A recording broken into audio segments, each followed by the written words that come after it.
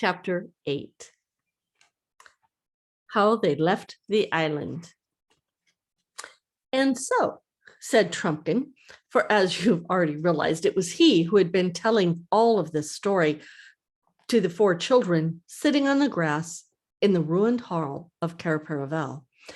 And so I put a crust or two in my pocket, left behind all weapons but my dagger, and took to the woods in the gray of the morning.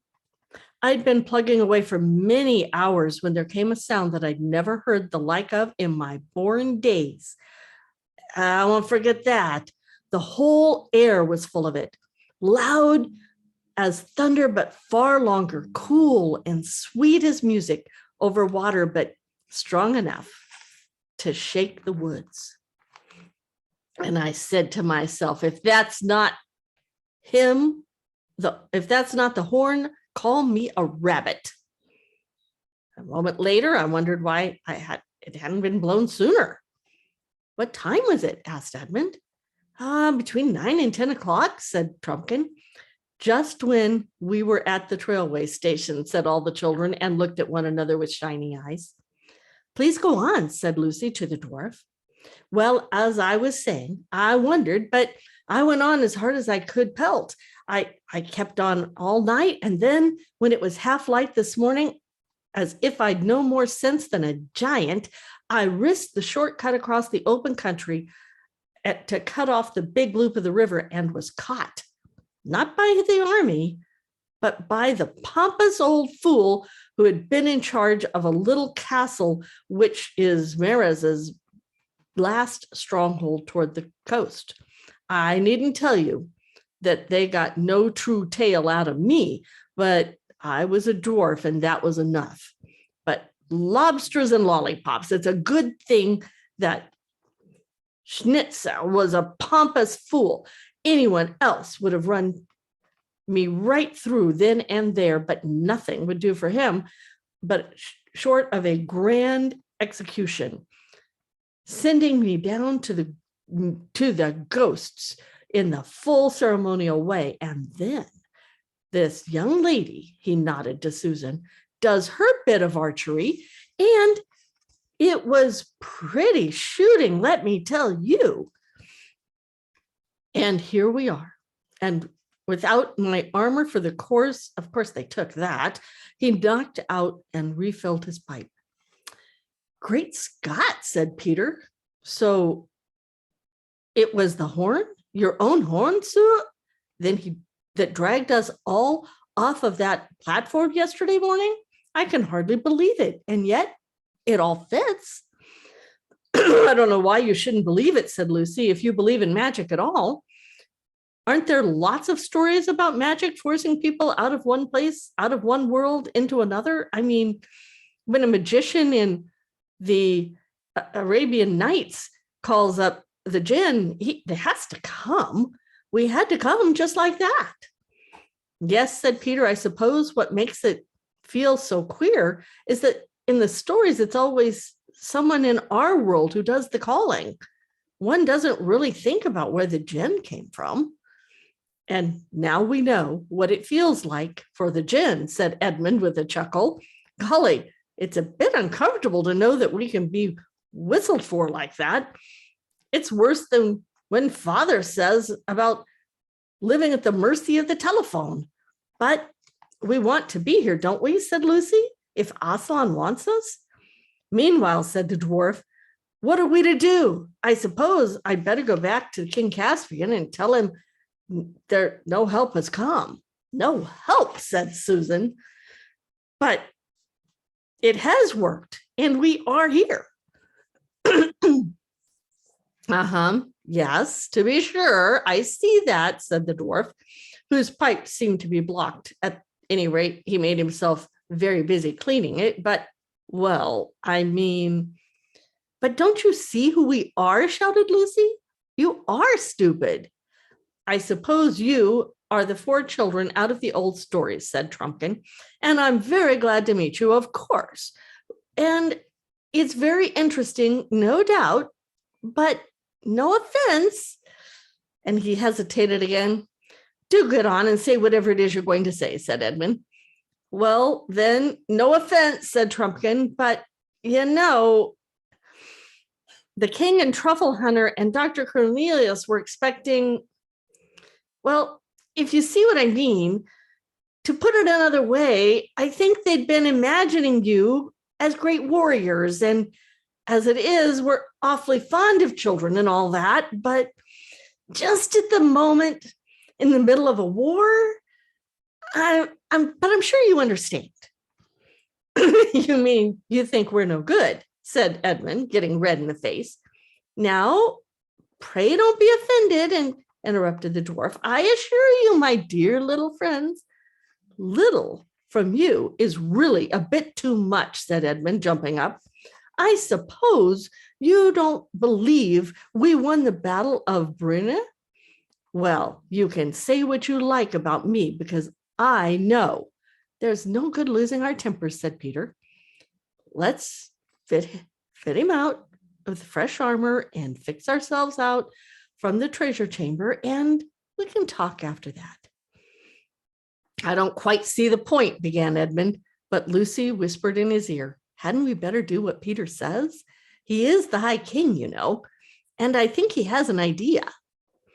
So Edmund agreed, and by the aid of the torch, they all, including Trumpkin, went down the steps again into the dark coldness and the dusty splendor of the treasure house. The dwarf's eyes gleamed as he saw the wealth that lay on the shelves, though he had to stand on tiptoes to do so. And he muttered to himself, it would never do to let Knickerbock see this, never. They found easily enough a mail shirt for him, a sword, a helmet, and a shield, and a bow with a quiver full of arrows, all of dwarfish size. The helmet was of copper set with rubies, and there was a gold on the hilt of the sword. Trumpkin had never seen, much less carried, so much wealth in all his life. The children also put on mail shirts and helmets, a sword and shield were found for Edmund, and a bow for Lucy. Peter and Susan were, of course, already carrying about their gifts. And as they came back up the stairways, jingling all their mail and already looking and feeling more like Narnians and less like school children, the two boys were behind, apparently making some plan. Lucy heard Edmund say, no, let me do it. It'll be more of a sex for him if I win and less of a letdown for us all if I fail. All right, Ed, said Peter. When they came into the daylight, Edmund turned to the dwarf very politely and said, I've got something to ask you. Kids like me don't often have the chance of meeting a great warrior like you. Would you have a little fencing match with me? It would be frightfully decent. But lad, said Trumpkin, these swords are sharp. I know, said Edmund, but I'll never get anywhere near you, and you're quite clever enough to disarm me without doing me any damage. It's a dangerous game, said Trumpkin, but since you make such a point of it, I'll try a pass or two. Both swords were out in a moment, and the three others jumped off the dais and stood watching. It was well worth it. It was not like the silly fighting you see with broadswords on the stage. It was never, nor it was not even like that of the rapier fighting, which you sometimes see rather better done. It was real broadsword fighting. The great thing is to slash your enemy's legs and feet because they are to the part that they have no armor. And when he slashes at yours, you jump up with both feet off the ground so that his blow goes under them. This gave the dwarf an advantage because Edmund, was being much taller, had to be always stooping. I don't think Edmund would have had a chance if he had fought Trumpkin 24 hours earlier, but the air of Narnia had been working upon him ever since they arrived on the island, and all of his old battles came back to him, and his arms and fingers remembered their old skill. Can you see them fighting? Who do you think will win?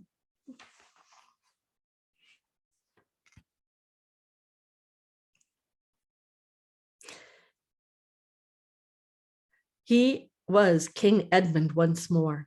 Round and round the two combatants circled, stroke after stroke they gave, and Susan, who never could learn to like this sort of thing, shouted out, "Oh, do be careful." And then, so quickly that no one, unless they knew, as Peter did, could quite see how it happened, Edmund flashed his sword around with a particular twist at the dwarf's, and the dwarf's sword flew out of his grip, and Trumpkin was wringing his empty hand as you do after a sting from a cricket hit. That. "No, not hurt, I hope, my dear little friend," said Edmund, panting a little and returning his own sword to its sheath. "I see the point," said Trumpkin dryly. You know a trick I never learned." "That's quite true," put in Peter. "The best swordsman would be in the world may be disarmed by a trick that's new to him. I think it's only fair to give Trumpkin a chance at something else. Will you have a shooting match with my sister? There's no tricks in archery, you know." "Ah, you're jokers you are," said the dwarf. "I begin to see, as if I didn't know how she can shoot after what happened this morning. All the same, I'll have my try." He spoke gruffly, but his eyes brightened, for he was a famous bowsman among his own people. All five of them came out to the courtyard. "What's to be the target?" asked Peter. "I think that apple hanging over the wall on the branch there should do," said Susan. "That'll do nicely, lass," said Trumpkin. "You mean the yellow one near the middle of the arch?" "No, not that," said Susan. "The red one up above, over the battlement." The dwarf's face fell. "Looks more like a cherry than an apple," he muttered, but he said nothing out loud. They tossed for the first shot.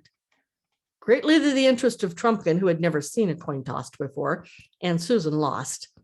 They were to shoot from the top of the steps that led from the hall into the courtyard. Everyone could see why the dwarf took his position and handled its bow, that he knew what he was about. Twang went the string, and it was an excellent shot.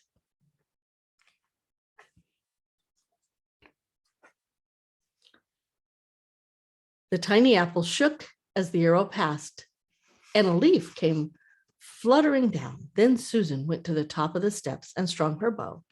She was not enjoying her match half as much as Edmund had enjoyed his, not because she had any doubt about hitting the apple, but because Susan was so tender-hearted that she almost hated to beat someone who had been beaten already. The dwarf watched her keenly as she withdrew her shaft to her ear. The moment later, with a little soft thump, which they could all hear in that quiet place, the apple fell into the grass with Susan's arrow in it. "Oh, well done, sis," shouted the other children. "It wasn't really any better than yours," said Susan to the dwarf. "I think there was a tiny breath of wind as you shot." "No, there wasn't," said Trumpkin. "Don't tell me. I know when I'm fairly beaten. I won't even say that the scar of my last wound catches me a bit when I get my arm well back." "Oh, are you wounded?" said Lucy. "Do let me look at it." "It's not a sight for little girls," began Trumpkin, but then he suddenly checked himself. "There I go, talking like a fool again," he said. "I suppose you're as likely to be as great a surgeon as your brother was a great swordsman, and and your sister was to be a great archer." He sat down at the steps, took off his hauberk, and slipped down his little shirt, showing his arm, hairy and muscular in proportion to a sailor's, though not much bigger than a child's. There was a clumsy bandage on the shoulder, which Lucy proceeded to unroll.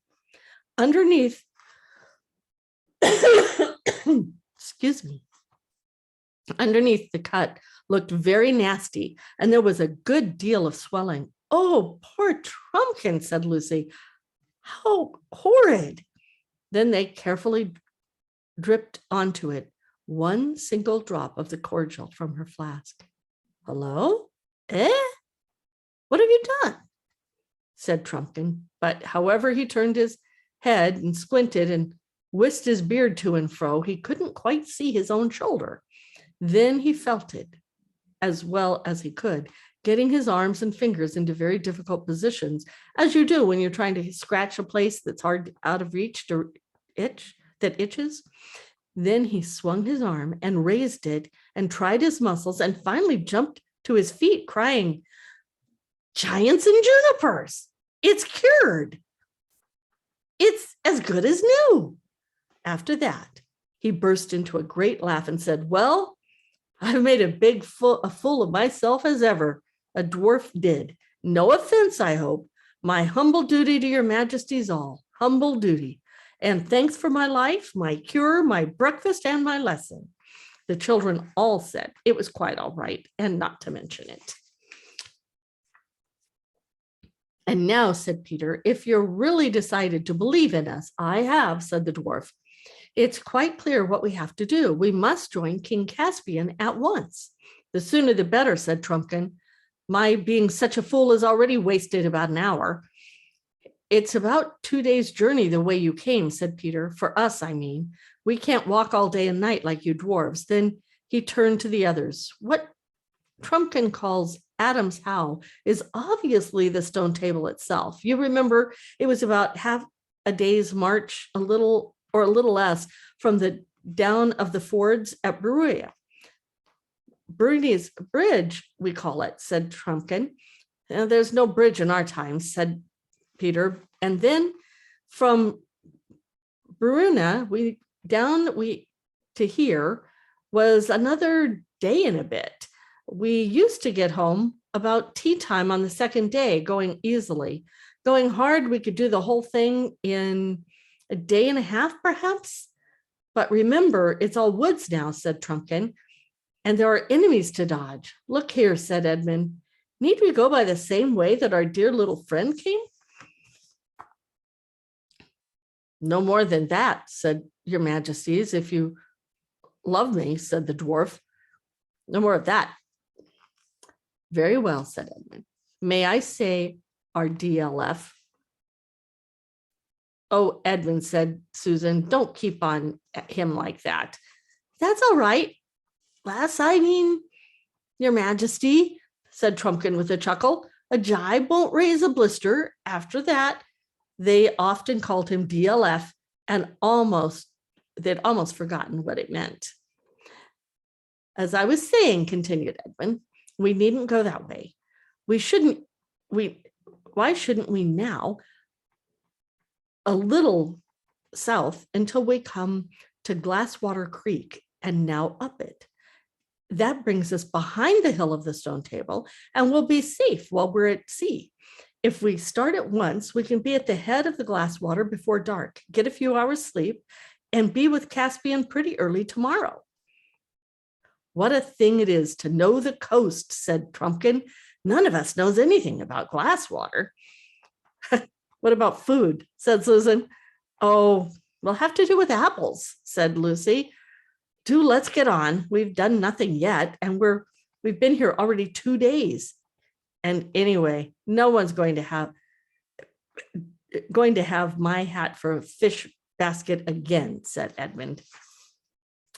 They used one of the raincoats as a kind of bag and put a good many apples in it, and they all had a good long drink at the well, for they would meet no more fresh water until they landed at the head of the creek and went down to the boat. The children were very sorry to leave Cair Paravel, which even in ruins had begun to feel like home again.